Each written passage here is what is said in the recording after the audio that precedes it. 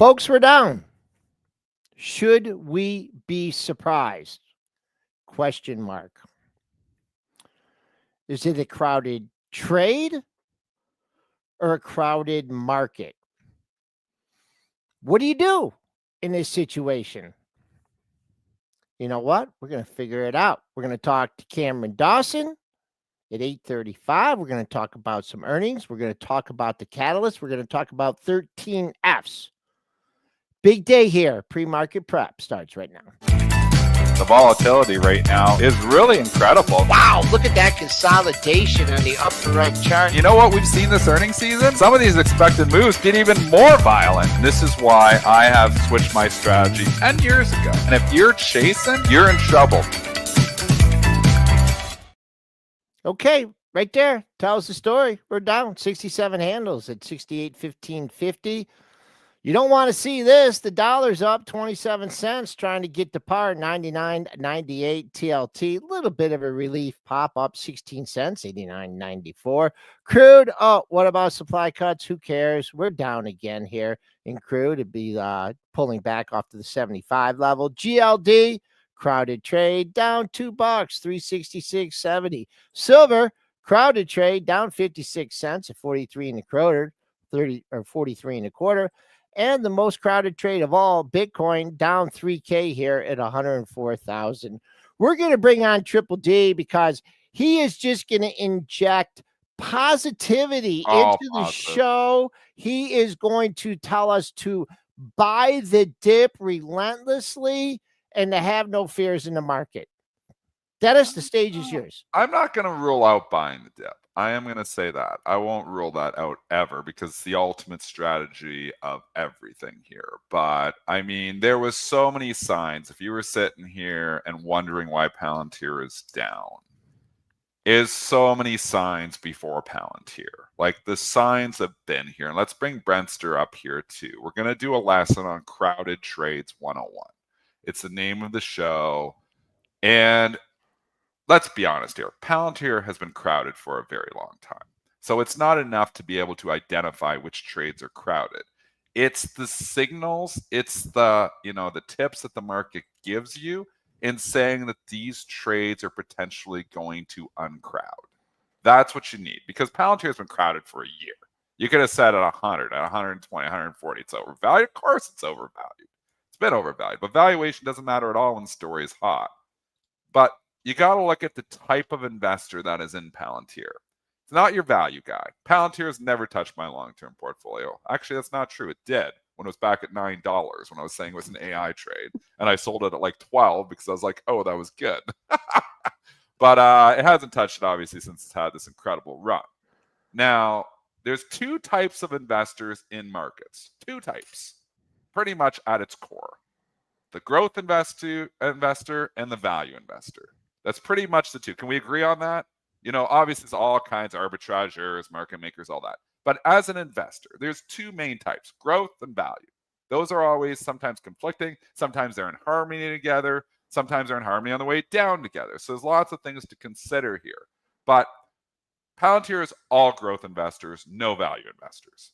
Can we say that? We're just trying to build a case here. We're trying to build the facts. True. So what happens is these growth investors are all in there for the growth. They're in there for the momentum. There's also speculation from the trading perspective of momentum traders. There's momentum traders in here. Momentum traders like crazy. They love Palantir. It goes up every day. Every dip gets bought. It's a Momo name.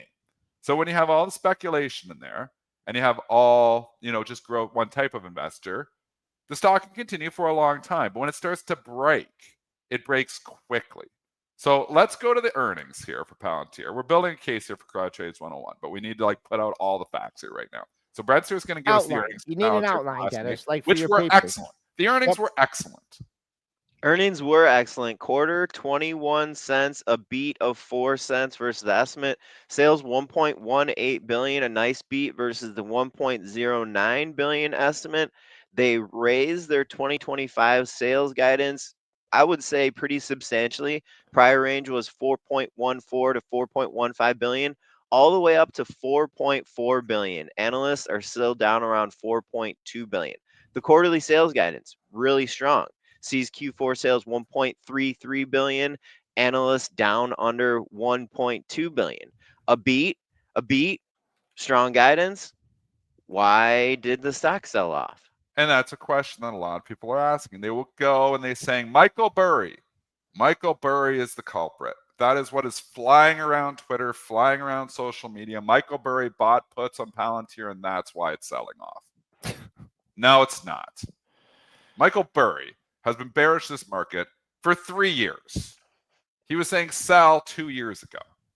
He bought puts also on NVIDIA, and it's down here now too because the overall market's down, but it wasn't trading down last night. He bought calls on Pfizer, I believe calls on Halliburton. These are all his new positions that were disclosed in the 13F last night. And he bought a new position in MOH. That's not even going up either. So you can see he doesn't have the influence that everybody thinks it is. This is not a Michael Burry sell-off. It's not selling off because Michael Burry sold. He's not Warren Buffett. He's been wrong the whole damn time. He had one stock Estee Lauder. He's been very wrong. So this isn't the Michael Burry sell-off. This is Crowded Trades 101 coming off. So let's go back to more evidence here. Look at what has happened in all the Momo trades. Like we can say, oh, S&Ps are all-time highs, everything's going great. But let's lift up the hood and really look at what has really driven this last 3, 4, 5 months of speculation. It's been nuclear, it's been rare earth, it's been quantum, it's been drones. You hear those other names in there too. AI infrastructure, AI in itself, all, have been driving the bus higher. Start with yours. You got MP Materials up there. Do you see what's happened to MP Materials in the last 2 weeks? On October the 14th, that is literally just over 2 weeks ago. The stock hit a new all-time high at $100. It's $55.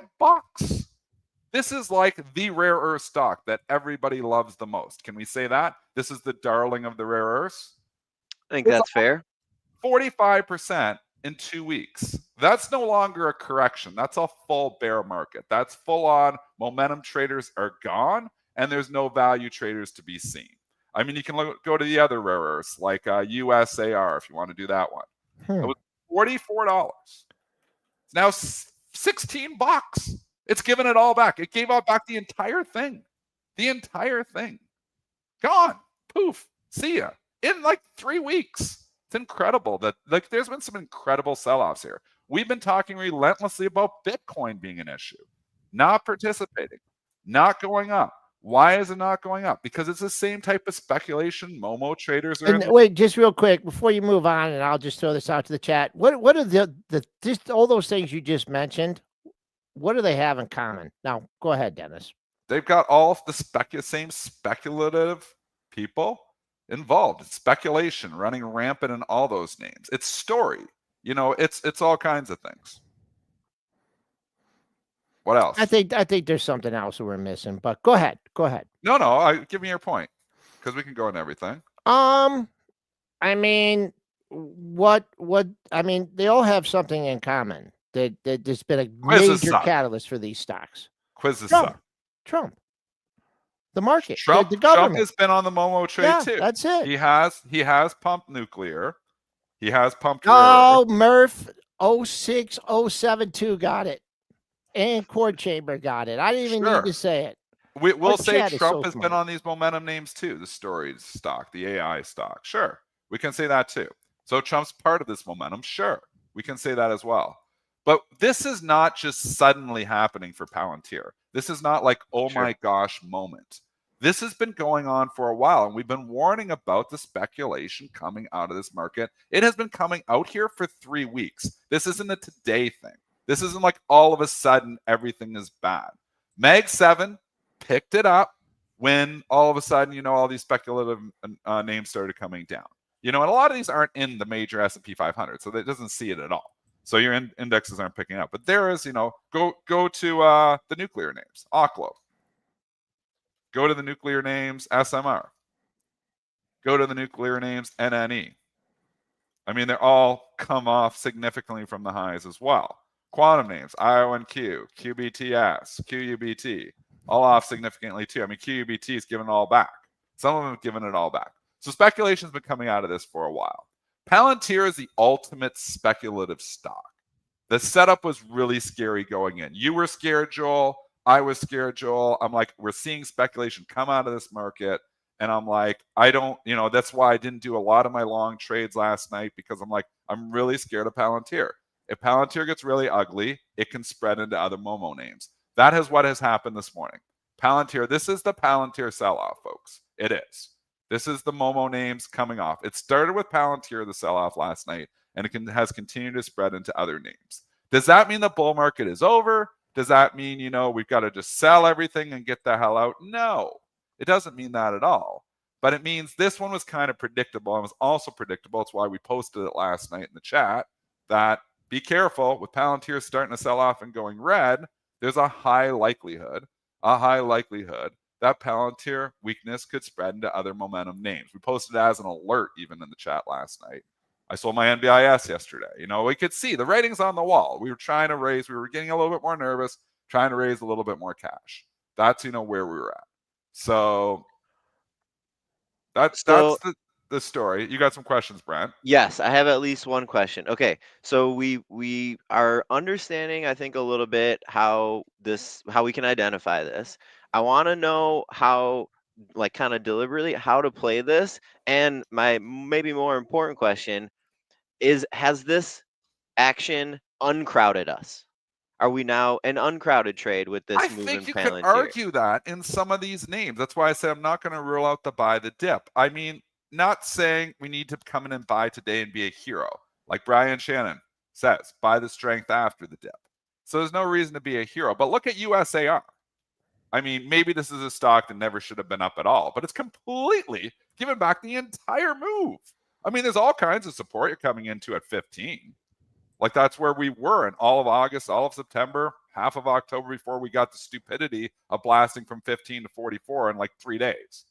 So, I mean, there's that possibility. And I'm not saying come in here and buy these things today. I'm saying we now get a shopping list going and we wait for strength, buying the strength after, wait for these things to consolidate and stop going down. Because if you've been buying and saying USA has pulled back enough, it's just continued to just leak. Death by 1,000 cuts is a hell of a lot more dangerous sometimes than these spike downs, because spike downs sometimes pop back up. Death by 1,000 cuts, it's a slow leak. It just punishes so many more participants when it does it that way. So lots of things to chew on here. Now, the question is, why aren't they rotating to Pfizer? I love that question, RC. Maybe they do. Maybe we got to start looking at rotation. Or maybe they just want to like cool it with stocks for a bit. Like when the hell have we had a real correction where all stocks have gone down? April was the last time. So maybe it's time to cool off, or maybe it's not. Maybe this is the great buying opportunity. I'm going to ask you guys because we've seen these things before and they turn into buying opportunities. So I'm setting up 2 scenarios. I would say, though, I don't want to be the first person coming in and catching the falling knife on like a name like Palantir. Let's stop and wait for it to stop going down. It needs to build momentum again, because you know what? On a stock like Palantir, there's no value investors. On a stock like Aqua, there's no value investors. So the only reason that stock's going to go up is if the Momo speculative crowd gets back in. And they don't start getting back in until the stock stops going down. So I think being a hero here is very dangerous. You make lots of money sometimes being a hero because you get, sometimes these things just bounce back. But blindly buying the dip, I think we're past that a little bit right now. It hasn't been working for a couple of weeks here. This isn't like all of a sudden this is the first day of the dip. No, there's been dips on a lot of stocks here, and the dips have not been bought. No dip buying in MP. The dip that's been bought in MP materials, people have been severely punished for it. The Oclos, and you can just go through all those names. You know them all, the rare earth names, the nuclear names, the energy names. I think AI infrastructure. I mean, look at Micron, Joel. This has got to be one of the most ridiculous moves I've ever seen in Micron. This is a cyclical business built on DRAM. Look at that bottom right corner. That green candle looks absurd. It looks absolutely absurd. So you're telling me this 10-point dip on Micron is a buy? I mean, it's no longer a value stock. You can say, oh, yeah, well, look, but we know it's cyclical. So DRAM pricing goes up and down. DRAM pricing starts to come in, and all of a sudden everything gets ugly too. So I think we're just, we're going to get the dips are going to get bought. That's relentless. But there's also going to be rips to sell. And right now, the selling the rips have been working for the last 3 weeks. I think that's kind of the way you play it right now. Okay, so I wanna point out something that I think Dennis is doing really good here. you're not freaking out, and even like opposite that, you're kind of like, okay, where's the opportunity? I'm looking for opportunity. If that is your sentiment, you must be thinking that this price action is somewhat healthy. Maybe a correction was needed. Necessary. So Necessary. tell the audience why that is necessary. Why was a correction needed here? It's been too easy for too many people who don't know what they're doing. We have these moments in time. 2020 was this moment in time, the end, like end of 2020 into early 2021. You had people like Portnoy just throwing darts at the dartboard. You put 3 letters together and you buy that stock and you make money. When you see stuff like that, you are very close to a top. When you have this other video that went viral back in 2021, say, yeah, we just buy the stock and then it goes higher and then we sell it, and now we've quit our jobs and this is how we make money. That's where we are again. We were 3 weeks ago in some of these momentum names. It was that easy. It's not that easy anymore. So it's starting down crowd. So we're kind of telling you, but we've been talking about this for a while. Bitcoin's been telling you that it's not that easy anymore. And I think Joel's right. I think Bitcoin's going to want to go under 100,000 and hit some stops, take some people out. I do think some of these crowded trades have uncrowded substantially, and there's going to be some opportunity in some of these names. So I'm not sitting here saying sell everything, it's over. Contrary, I think there's going to be some opportunities here to buy the dip once again. But I'm saying be patient. Don't be the first person jumping in on Palantir because it's very crowded. There's a lot of people who are head scratchers saying that was a great report that's going to bounce right back. And you know what? It might, but there's a lot easier places to make money, a lot cleaner setups than just saying I'm going to blindly buy Palantir. It's not even outside the expected move. The expected move was 21, so this isn't that bad. I mean, it's bad in the context that the earnings report was good. But when you start seeing your stocks go down on good earnings reports, it's telling you it's really overbought. You know what? You mentioned, there's the value investor, right? And there's a growth investor. I'm the value investor. I am core value. You're missing a big category here. And what is going to be very difficult when this market recovers, because it will. It always goes back. We're going to 7,000. You've heard all the analysts on Wall Street. We've heard 7,000 is a foregone conclusion. What you're missing category is the retail investor. And the retail investor is stuck on a lot of these things. And so they won't sell at a loss. They won't. They won't. And so, hey, I know for sure Palantir is going to 210, 220. Why would I sell it today at 190? I know it's going back up, Dennis. The market always goes back up. All the bulls in here, all the bulls in the chat saying, oh, we've been wrong. We've said this at all these different times. But there's a point of reckoning always in the market.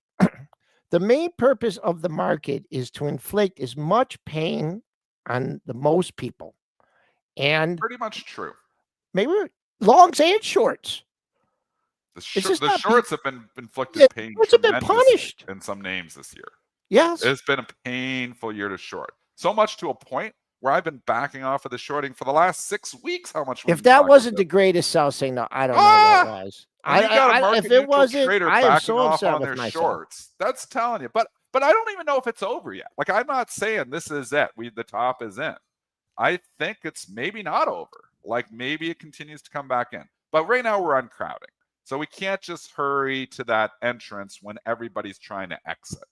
That's how you get run over. When you're trying to enter a building that everybody's trying to exit, you get run over sometimes and you don't get in. So I think just, being cautious is probably prudent here. People are thinking about how, I'm going to make so much money. Palantir's going to 220 again. I'm going to make 30 points and I'm going to make so much money. That's the thought process. Put risk first, then reward, and you will be in this business a long time. I've been here 26 years.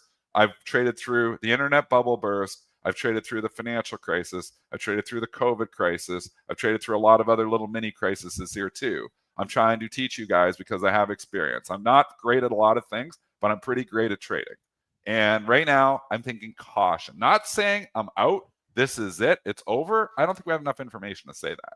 I'm saying I'm going to be cautious here just in case this turns into something bigger. And it has turned into bigger things for MP Materials. It has turned into bigger things for Oklo. It has turned into bigger things for a lot of these quantum names. It has turned into bigger things for a lot of stocks that don't have any valuation support. So, I sold my NBIS yesterday. Why? Because I don't like the trading action and other things. It wasn't that I don't like NBIS anymore, but I don't like what I was seeing. I didn't like nuclear rolling right over. I like the stocks all gapping up, Joel, and then rolling over, because that's what they did yesterday. You had a lot of names gap up and they opened near the highs and then, obviously closed down. Meta hasn't even stopped going down yet. Bring up Meta. That's not like a that stock was a that's buy on the trading 100 earnings dip, times scale. Dennis. You needed to add that to your long-term portfolio on the earnings dip. You're doing it wrong, Dennis. You're doing it wrong. And again, this is Joel's sarcasm, and a lot of people don't catch sarcasm here. But you need to be cautious with just blindly buying the dip. If you're blindly buying the dip on Meta at 680, at 670, at 660, at 650, at 640, now it's at 630. If you're playing it by the strength after the dip, per Brian Shannon, who we love, you're fine. You're not in it. You're watching go down and saying, oh, I like it going down. So don't buy the dip. Buy the strength after the dip. We have no strength after the dip on a lot of these names here right now, so there's no reason to be a hero. That's what I'm saying. Yeah, Meta's going to 1,200. Maybe tech, probably. This is what people think. But they just and you know what? They're often right. They're often right. But are they doing a reverse split? Are they doing a reverse split? I think Meta could go to 1,200. I think Meta could be one of the big guns. I think there's a lot of places. People ask me, what am I doing with my AMD? And I'm selling it all. You got to separate your long-term investment thesis from your trades. So right now, my trading portfolio has a little bit overnight, but it'll be 100% cash at 10:30 like it usually is. And it sits back and it waits for opportunities. Over the weekend, I was in lots of Momo trades. Over, the last 6 months, I've been in lots of Momo trades. They've been fun to trade. But right now, caution. Protect the capital you made is more important than thinking, oh man, everything's going to come back and I make so much money. If you're looking at the market that way, you're that MP materials person when the stock dipped to 80 and you're like, oh, I'm going to make so much money when this goes back to 100. And now it's 55. And you're like, well, it's going to go back to 100. I'm just going to make more. So we're just trying to teach you guys to trade cautiously when it is warranted. Right now, cautious trading is warranted. Sometimes you can just go full on speculation. It's working. Did you listen to Stocks and Jocks this morning when I was on? You must have listened to Stocks and Jocks, because I said there's times to be bullish, there's times to be bearish, and there's times to be cautious. That's perfect. That's what I said. Oh my gosh. I love that. Put that on a t-shirt. Can we say it again? That was perfect. Say it again. Say it again. Joe, there's times to be bullish and there's times to be bearish, but there's times to be cautious. You are right. This is the cautious camp. This is the cautious camp, because you could come in here short in stocks and get run over here too. Oh, for sure. I think it's the caution camp. I think sitting back, if you're not losing a lot of money today, you're winning. If you're not losing a lot of money today, you're winning. There you go. Let's go to some earnings. Can we do more than Palantir? Let's do a real quick technical on Meta. We had LZC asking for a real quick technical on Meta, if you don't mind, Joel. Let's make it super simple, and this is just for today, right? And let's just go back to little technical trading here. Let's go to our data window so I get this right. And these charts here, folks, our new sponsor, TradeStation, is going to be helping us out this month. So these are TradeStation charts, and we're going to be showing you guys a lot of new things about TradeStation this month. But there's a gap to fill in this stock at 606.97. And this is a gap back from May. It was, there's another gap here from earlier in May. But all gaps are meant to be filled. Of course, we will fill the gap to the upside and get back to the 50-day moving average. But right now, that's your first gap to fill. I will give 2-star support at 606.97. Maybe go out there at 607, because if it, like, sometimes you hit a level, then you blast through it by $1 or $2, and then I'm glad I didn't buy it at 607, and then it like goes to 604.39.5, and then it pops back up. So that's the next support level here in Meta. I love the technicals just breaking down. You're looking at these charts here, and I just think let's stay with the caution cap. And you know what? caution doesn't mean bearish, it doesn't mean bullish. So because we kind of been neutral here, there's going to be people that are going to reach out. If the market goes back up, they're going to say, holy crap, you were dead wrong. If the market continues to go down, they're going to say, holy crap, you were dead wrong because you didn't tell us to sell. So when you stay neutral, you're always wrong in Twitter's world. So either way, I'm going to be wrong here because I'm kind of neutral on this. But, I'm just saying, tea leaves. Like last night was an easier call. Now we've sold off. Just sold off 75 handles. So it's a little bit different than it was last night. Earnings this morning, worst morning to ever report if you're a company. I flat out shorted HUT last night, HUT, ahead of the report because I'm like, you know what? I don't even give a crap if they beat. I think it's going down anyways. So I shorted HUT at 56.90, I believe it was. No, 56. Where did it get to? No, 55.90, 55.90. Yeah, I shorted that last night ahead of the report, about 7:55 last night. Because I'm like, you know what? Just again, I can read what's happening here. We're selling Momo names. HUT is a Momo name. So yeah, they may come out and maybe they kill the numbers, which Brentster can give us right now, but I think it goes down anyway. So I made a bet on that. I'm still short HUT right now. Brentster, how did they do? They killed the numbers. Earnings very strong, 43 cents per share, beat 20-cent estimate, and they beat their sales estimate by about $15 million, 83.5 million. Analysts were all the way down around 67 million. Looks like a really strong report. That being said, I don't know anyway, and a little separate from your point, Dennis, I don't know that people really necessarily care about these earnings anyway. I think people are going to kind of trade this how they want. It's traded with Momo names, and this is why it was such a clean setup. You've got people last night, maybe it's even insiders buying it, say, oh, we got the report here. We could see it's going to go higher tomorrow, but they're stupid. Because it could be. Yeah. They're stupid. I'll sell it to them because I'm like, you know what? The momentum trade is going to trump any earnings they deliver. And it did. And I got paid for it this morning being short that stock. I wish there was a lot of other momentum stocks that were reporting here this morning, but there wasn't that many. That one was the cleanest one. And some of them were trading down too. There was some nervousness there too. So let's move on from HUT because there was so many stocks that reported. I mean, we're in the thick of earnings season. You were looking here, Brent. Was 1,000 companies reporting this week? I think 800 or something like that. So many different companies. We had HIMS reporting last night. We had, which the dip got bought on that one. And we could cover that too. Yeah, let's give us a piece. Real quick though, I just want to say I never liked Pizza Hut pizza. It's never been good. So I never have liked it. Of course he goes on that tangent. I do not like Pizza Hut. I love Pizza Hut pizza. You like Pizza Hut? You probably like, you know what you probably get? You probably get that. Bigger pieces, it fills me up more. And the $9.99 macaroni. Pizza Hut pizza's pretty darn good. Have you ever had macaroni and cheese at a restaurant where you need a knife?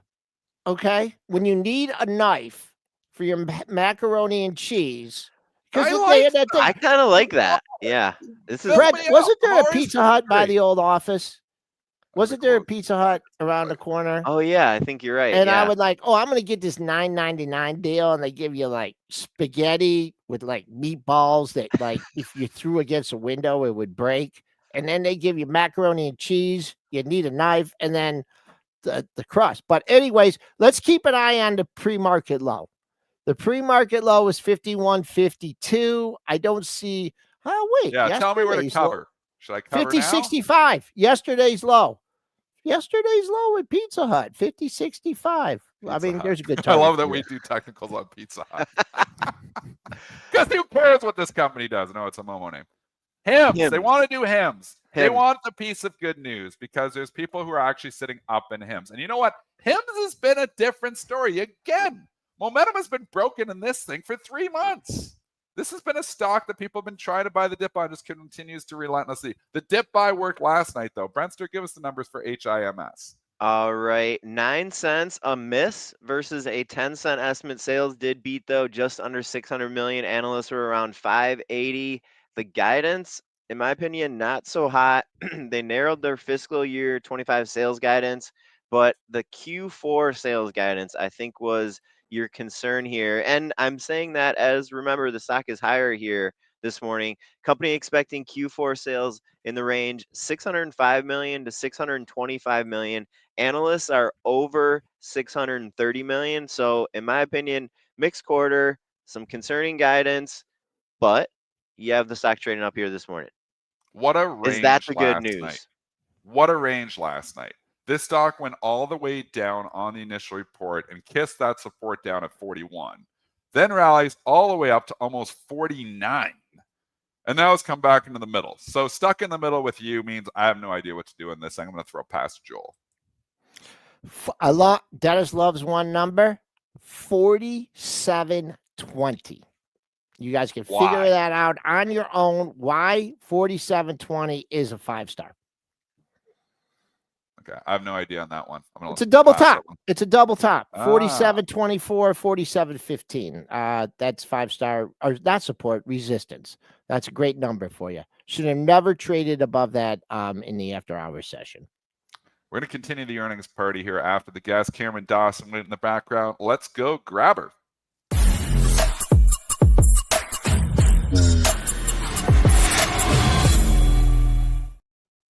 Joining us is Cameron Dawson, Chief Investment Officer at NewEdge Wealth. Cameron, how you doing this morning? I'm wonderful. Good to see you too. I feel like it's been ages. Yes. So got a little bit different segment for you today. Okay. Are you prepared? I know you're always prepared because I read it's a surprise. I don't know how I could be prepared, but yes. Okay. So I want you to give me, and this is the order. Overall, 2 reasons to be really bullish, 2 reasons to be really bearish, but I want you to give me, first start with 1 reason to be super bullish right now. One reason to be super bullish is that I think it's a combination of 2 things, which would be that earnings estimates continue to make new highs and get revised higher, and institutions are not overweight this equity market. So there's still, in that proverbial cash on the sidelines, there's still a chase to be had, which means that good fundamentals pull people into this market. But I think that bullishness comes with a caveat, because obviously once you get to the point where people are fully invested, then you're going to be looking around and saying, well, earnings estimates are high, valuations are extraordinarily high, positioning is crowded, and sentiment's probably very frothy at that point. But I don't think that we're there yet, which just suggests that this kind of melty environment can continue. Okay, so you took care of 1A and 1B with that. You gave me 1A bullish and 1B. and bear. Okay, give me another reason to be super bullish, and then counter that. Yeah, I think that if you listen to the uber mega bulls on the street, they're all making the argument that earnings estimates are just too low for 2026. If you look at the number, it's for $304 a share now for 2026 earnings. That implies an acceleration in revenue growth, about 150 basis points of margin expansion, and then of course all of like the extra juice that gets thrown on top of that with things like buybacks, etc. And so if you think that AI is going to significantly bend the cost curve down, not just for the hyperscalers that maybe have been applying it to their own businesses, but to the broad market, and that you actually are in a productivity boom, that's when you would look at valuations today and say they're not too stretched. The challenge with that is that I don't really see evidence as of right now that we're going to see the application of AI materialize in corporate earnings in 2026 outside of those that are actually building the AI infrastructure, which clearly has been a huge boon to earnings. So I think that uber bullishness on the earnings line is something that we should probably continue to try to poke holes in, because that certainly is an area where I think expectations have run far, but it doesn't mean that they don't have room to run as people price in more and more upside. Okay, Cameron, let's go the other side of this then and do the bearish side, because the bullish side is there. Those are great arguments, by the way. The cash on the sidelines and all of them are there. Let's talk bearishness, because there's a few more reasons to be bearish here this morning. Yeah, I think that the one I'll start is probably the most nebulous of all, which is liquidity. we've been in an incredibly abundant liquidity environment over the course of the last, I think, arguably 3 years. You can see that by looking at things like the kind of leadership that we've had since the April lows. Certainly has been low quality, speculative, high beta, all things that really need an abundant liquidity environment to do well. But you also have, you've had big, huge kind of bull run cycles in things like crypto, which we do know is very liquidity sensitive. And I think everybody's looking at the backdrop of the Fed cutting rates and stopping QT and saying that this is a liquidity positive type of event. But I think that we should keep our head on a swivel of, look at what's going on with SOFR spiking higher. Obviously that there's some short-term funding stress, which may be solved as the Fed backs away from QT back on December 1st. But, could there be surprise challenges to liquidity as we get into 2026, mostly as the Fed is cutting interest rates? We actually think that it could have kind of we're calling it kind of a through the looking glass effect, where if the Fed cuts interest rates, it does make money markets less attractive. And people say, oh, that's great for equity markets because it's cash on the sidelines that's going to get invested. But I think the other caveat to that is that one of the reasons why we've been able to run such high deficits and not have it impact liquidity is because of rates being high, because money markets were gobbling up all of these treasury bills. So now you don't have reverse repo. Money market demand should start to flatline. We could have some surprise liquidity moments in 2026, which, with a market that's priced for perfection, you certainly wouldn't be able to tolerate that very well. So we're watching that closely. The last one is in the very near term. I mean, breadth is terrible in this market. You have more than 60% of names not participating in the rally. And I would pull people back to what we saw in December of 2026, oh my gosh, here I am. I'm back to the future. Nice. I want to know what's going to happen December 2026. Please tell me. Oh man, Asala bye-bye. So back in 2024 in December, we saw this big breadth kind of deterioration over the course of that month, where you saw Mag 7 up 10%, equal weight down 10% in a short period of time. So a massive 20% spread in the relative performance. And what did that set up for? Well, Mag 7 took a big breather at the beginning of 2025. So I think that when people say, oh, don't worry about breadth and et cetera, yes, maybe in the moment, like it's not a very good predictor of 1 month or 2 month returns, but it certainly speaks to some of the fragility that's happening under the surface as people pile into just this small, tiny handful of names. What do you think about the Palantir report and the reaction to it? Because stock was up significantly last night on the initial report. They beat and raised. Everything looks pretty good for about an hour, and then it started to leak. And now we come in and the stock's down 17 points, and everybody's blaming Michael Burry for the sell-off here. And I think it's more than that. I think it's just like we were talking about Crowded Trades 101 earlier here. But I mean, does this spook you on other momentum names? What does this do? Or does it do nothing? I think it's probably one of the reasons why broader futures might be lower this morning, because it definitely starts to say, okay, we all agreed that we could bid everything up to 85 times sale, not everything, but Palantir up to 85 times sales. And what it does is it casts a very, very sharp spotlight on just how high the bar is. And it speaks to how we think about valuations more broadly, which is that Palantir has been trading at a high valuation for a very long period of time, but valuations are not a timing tool. What they are is an amplifying tool, meaning that once you get to a point where either A, the trade is very crowded, so whether it's in an individual stock or overall equity exposure is very crowded, or B, you have a name or a report where you're not meeting very high expectations. And even though it was a big beat and raise, probably the whisper number on the buy side was far higher than what the sell side number was. And those two things, when you see a stock or a commodity or a currency react in a way that you would not expect it to based on the degree of the news, that should get your attention.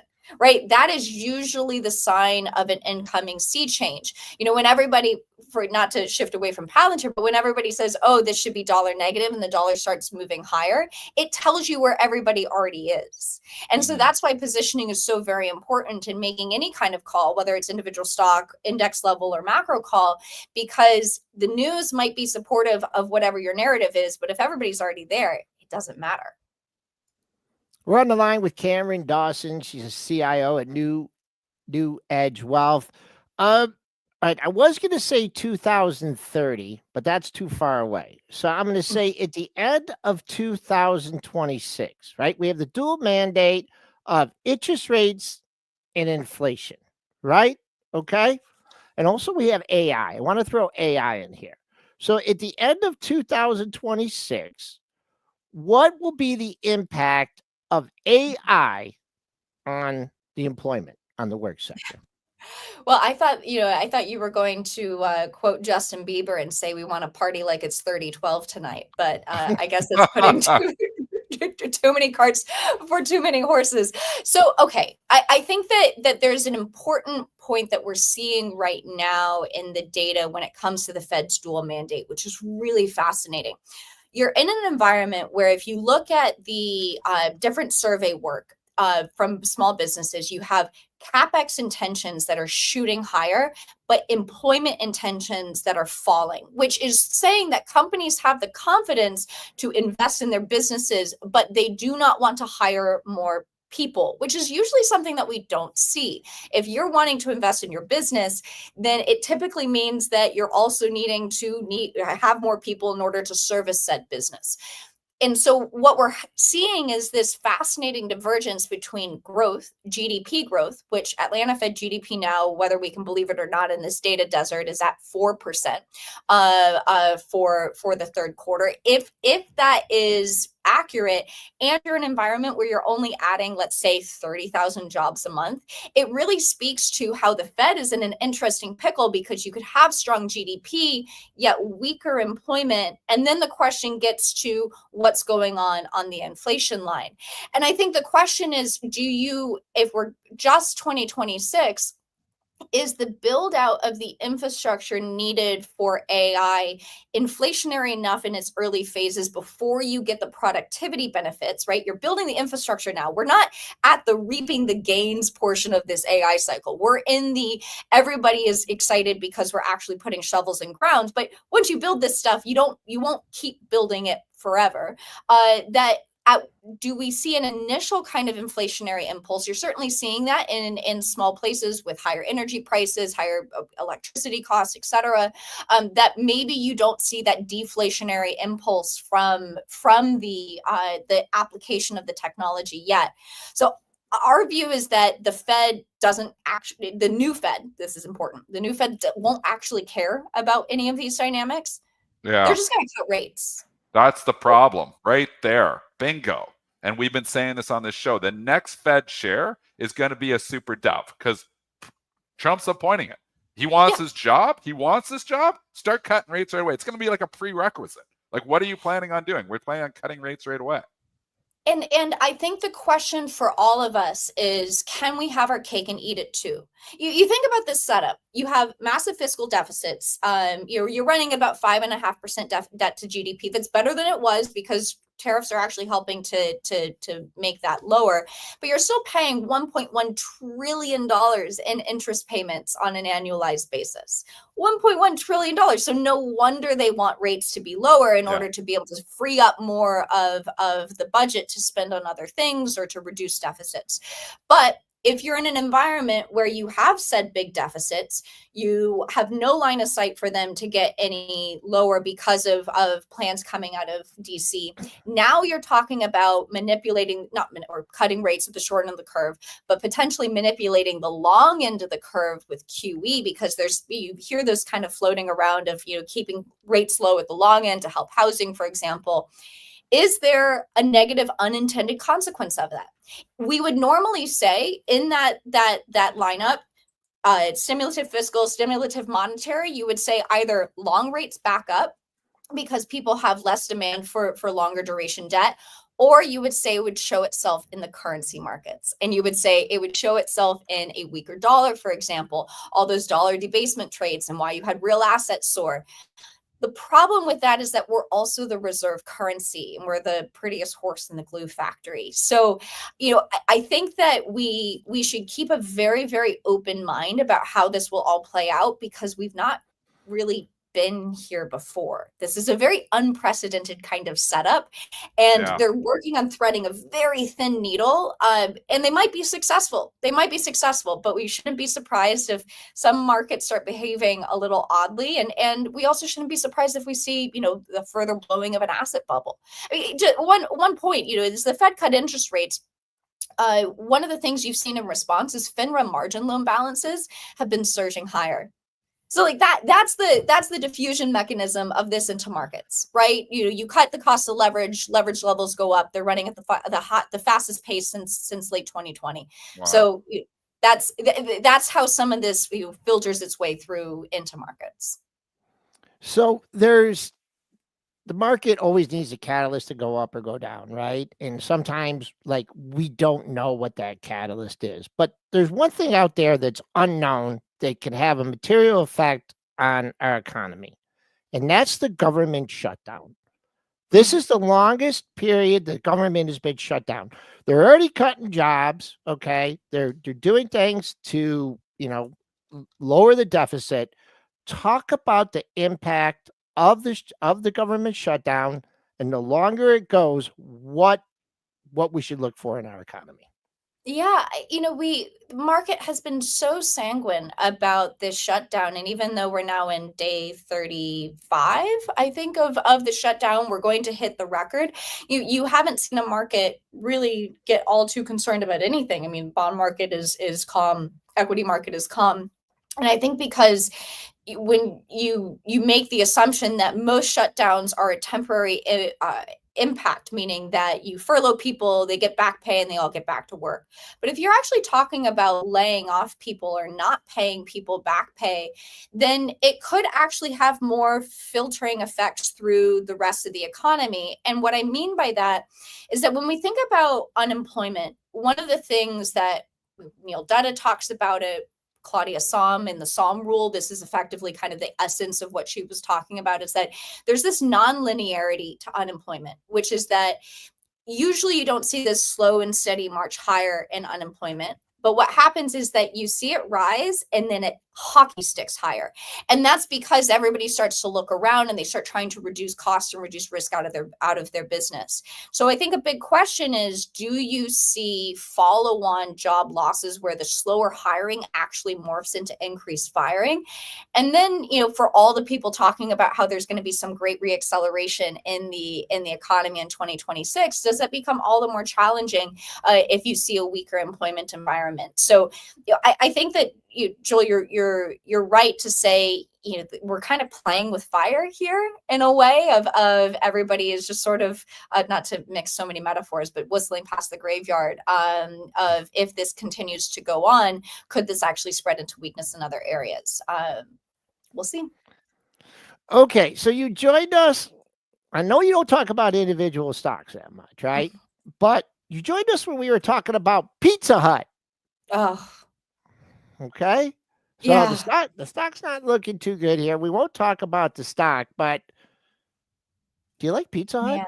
Oh man. So when I was a kid on Thursday nights in Orange County public school system, it was book at night at Pizza Hut. And book at night was if you could go and show that you read a book, which is something that, is a lot for Orange County public schools in Florida. For the record, not fancy Orange County in California, but Florida, that you would get a sticker and a personal pan pizza. And boy, oh boy, what I would give for a personal pan pizza. I kind of want one today. Like, it was sort of like a deep crust pizza situation. It was great pizza, but I don't know what you were talking about with the mac and cheese you had to cut. They used to have a special for like $12.99 where you could get some pot. I'm not making this up, Dennis. Don't shake your head like that. They used to have like $9.99. You get a small pizza, macaroni and cheese, and some. This is like 1955, Cameron. Yeah, no Pizza Hut. It serves macaroni and chease. Now, my Okay. Pizza Hut had a salad bar with did. Jello, and the red Jello that you would eat off of like a pewter plate, or remember like the metal plates that they had that were chilled for the salad bar. Amazing. So I don't know. Bring back 1990s Pizza Hut. I think the world would love it. That and a trip to Blockbuster right after, which was in the same strip mall shopping center. Perfect. Okay. Perfect. Okay. I don't do this very often. Okay. But you could go to Pizza Hut right now and order some pasta. Okay. Oh, he's calling you out on this. Okay. Wait, can you go to Pizza Hut and order macaroni and cheese? Yes. Why are you eating macaroni and cheese? Well, not Pizza macaroni Hut, and cheese. Okay. Alfredo pasta, meat pasta, cheesy pasta. Is that macaroni and cheese or not? That's cheesy Alfredo pasta. That's not macaroni and cheese. But my favorite food in the entire universe is macaroni and cheese. So like, don't come at me with the mac and cheese talk. Okay, it looks like mac and cheese to me. Okay.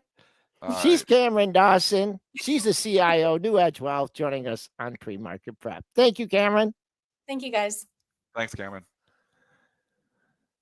All right. Joel has to be right. You have to be right. You got to go and find the macaroni and cheese. Okay. I don't know. I'm with her. I don't think it's macaroni and cheese. That's the worst tangent ever, Pizza Hut. We've had Pizza Hut twice here on the show. Brentster, bring us back in. Rein us back in here, please, Brentster. I think he quit. What can I possibly do to rein you guys in? And your mic just went out. Oh, mic's not down. You got to pull it down. There you go. You couldn't hear me? I was shouting there. What can I do to rein you guys in? To be determined. Maybe we'll find out one day. But what we will do right now is get a word from our wonderful sponsor, Hive Digital Technologies, a global leader in green power data centers. I think you were trying to pick. There you go, Joe. I lost my spot now. Hold on, I got to restart. Oh, you've never messed that up. There's a first time for everything. Consistent there. Start over. Okay. Start over right from the top. Hive Digital Technologies is a global leader in green power data centers for Bitcoin mining, high performance computing, and AI, operating with nearly 0.5 gigawatt of renewable energy. Hive is on track to capture 3% of the world's Bitcoin production by the end of this year. The QR code on screen right now in the bottom right-hand corner. If you got your phone at your desk, you can pick your phone up, take a little picture. You can get over to Hive's website to learn more about them, or there is always a link in the description of this YouTube video. Thanks again to Hive Digital Technologies. Awesome stuff. Well said. I mean, we've talked crypto already to a certain extent here. Bitcoin not having a great morning again. Ethereum's kind of been coming off here too. I mean, we talked about this SharpLink, SBT, and MSTR, and some of these other, Ethereum. What's the one with Tommy Lee? BMNR. BMNR. Joel, nice work. Good work here too. I mean, these are all just holding companies for those, assets, really, like those crypto assets. And it's interesting. We've been talking about the MSTR coming down to NAV, and it continues to go down here. I mean, the strategy, the stock company's called strategy, but it's the most simplistic strategy ever that they run, is coming undone. Meaning our strategy is to just buy Bitcoin. We had a Bitcoin holding company. People were paying 2 times the value of the Bitcoins. It's coming in. It's coming to NAV, folks. We've been saying it for months. Coming to NAV. That's where you're heading. The road to NAV, MSTR. Still trading like 20% above NAV. So not touching it. What is NAV on MSTR? Do we know? We looked it up. We went through this exercise either here or on the STN room the other day. I think it's still about 20% above it, though, when we were looking at it. Brentster could look it up in the background, too, but strategy.com, I think, is where it is. And we look it up. And they have it right on their website. They've still got her 1.36, Joel. Okay. 1.36. Did we? Yeah. So they have Bitcoin holdings they actually hold the market cap 76 bill. And they hold Bitcoin, but then they got debt too. They have Bitcoin holdings of 66 billion, but they've got market cap 76 billion, so that looks close, but then they got debt, so they got to knock the debt off there too, because they're borrowing to do it too. It's right there. So they got that MNAV number. They did it to you right here. I mean, talk about transparency. This updates like every day. I mean, this is really transparent. I just don't understand. Yeah. This is the homepage. This is the homepage. I didn't scroll anywhere. I didn't click anything. This is right at the top of the page. It's unbelievably transparent. So all you people who are buying the dip on MSTR realize that you are paying more for Bitcoin than Bitcoin is trading at. And that is why this stock, if you look, it was July was 450. It's now 250 because people are done with the overpaying. There's a million ETFs out there right now. There's no reason to need to, trade and pay more for your Bitcoins than Bitcoin's currently trading at. And that's why it's coming on. But I love the transparency from Michael Saylor right on the front page here. So obviously continues to trade significantly above NAV. It's the road to NAV. Eventually, it's probably market cap is really what the value of those Bitcoins are. That's where I think it's heading. Okay, are we done with our earnings? No, we have a million earnings to cover. Let's go. I want to do Spotify because this one, Spotify. The rips are being sold, folks. Let's be honest here. The rips are being sold. Spotify was flying high here on its earnings. If you don't have the intraday chart up there, Joel, but you'll see it if you change that chart over again. 644. They come out. Brentster, you got the earnings? You can give them to us if you have them in front of you. Yeah, I do have the earnings. I don't know if it's comparable though. 383 in earnings. That might have been the gap figure. The analyst estimate doesn't compare. Sales do look comparable though. 4.99 billion versus 4.92 billion. They are expecting Q4 sales over $5 billion. Total monthly active users 745 million. It's a big number. Yeah. So good numbers. Worst possible day ever to report.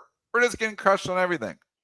If you are coming in and paying up $50 for Spotify earnings on a day that everything is getting beaten up, you're doing it backwards. You're doing it backwards, and now all of a sudden, bang. We probably said something in the conference call because it was a pretty violent candle sell-off. But you can't be buying rips ever.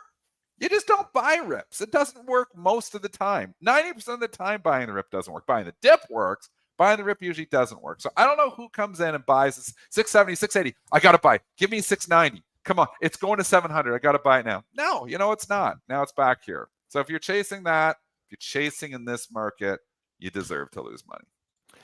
Let's just look at yesterday's high at 661.69. Yeah, we blew through it by $40-$50, but right now, if you're trading it, it's up 540. You're looking for a target on the upside. It would be 661.69, and if it goes into retreat, which it has been doing here, wow, there was just a spike down. Keep an eye on that mark. It does 644.09. Before we close things out, Dennis, you've been talking a lot about these leveraged ETFs, right? Yeah. And I'm just curious here for Palantir. And let's go to PLTU. Okay. Okay. So Palantir is down 8%. Well, the leverage long is down 16%. Yep.